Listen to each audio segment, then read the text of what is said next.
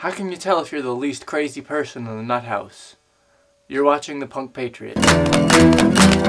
You can subscribe to my channel by clicking here.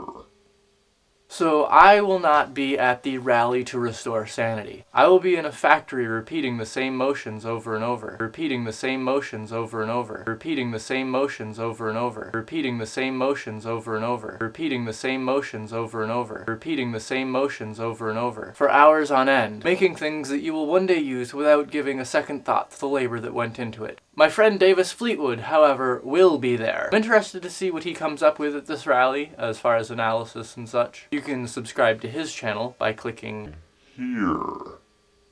I'm wondering how far this rally will actually go to restore sanity.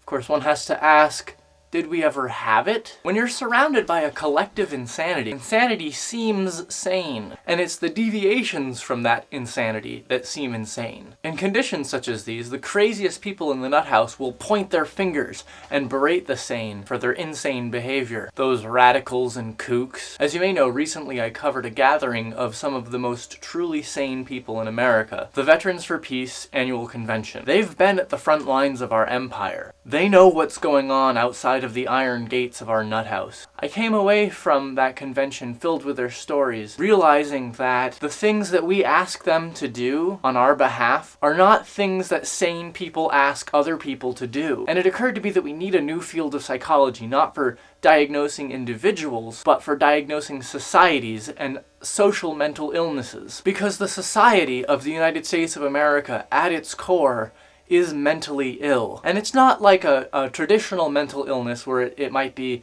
chemical imbalance or it's just something that happened to you or it's genetic. No.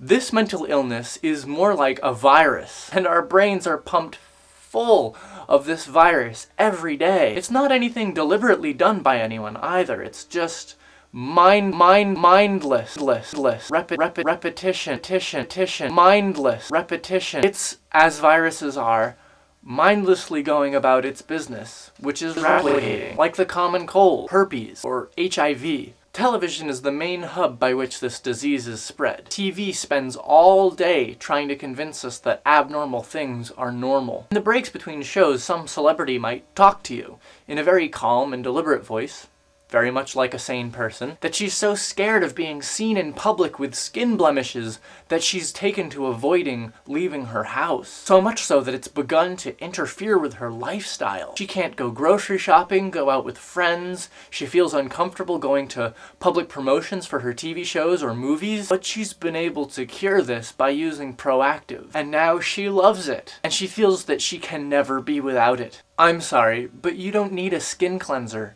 You need therapy. We're supposed to identify with this and accept it as normal. The History Channel is running a series of shows dedicated exclusively to glorifying the latest, most effective tools we have for killing on the market, as though they were toys or lawnmowers or refrigerators, some other home appliance, something that everybody should have, as if this fetish for killing was normal, rather than indicative of a deep-seated cultural psychosis. This same show also parades non-lethal weapons, which are used regularly on peaceful protesters here in the United States. But the show doesn't talk about that fact. Instead, these weapons are presented as being used in non-violent interventions in foreign wars. If that's true, are we waging a foreign war on dissent and freedom of expression here in the United States? Because those ideas certainly seem foreign as of late. Fun facts are presented before and after commercial breaks for this show, and include the factoid that prolonged exposure to loud music has been used by the US military to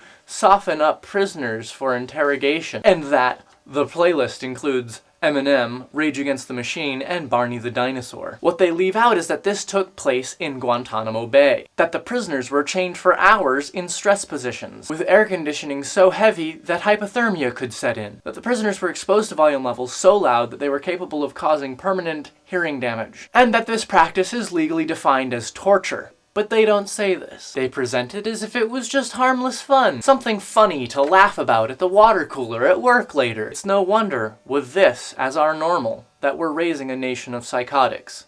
that our kids shoot and kill one another at school. Take a good look at yourself, America. You've completely lost your shit. When you hit rock bottom, you're gonna hit so hard, but on account of your head being so wrapped up in the flag, you can't see where you're going, you can't see the ground rushing up to meet your face, America. And you won't shake off the denial that you're falling until all your teeth are broken, America. Your lips shredded, and you pull your head up from the dirt, your mouth bleeding, your gums receding, your eyes no longer seeing stars and bars as you pull the flag away from your face, America. And you'll come to learn that your entire body's been eaten by cancer, America. You'll have no legs to stand on, atrophied from the fact that you haven't stood for anything for a long time. This is the Punk Patriot signing off to life, liberty, and pursuit of a less fucked up government.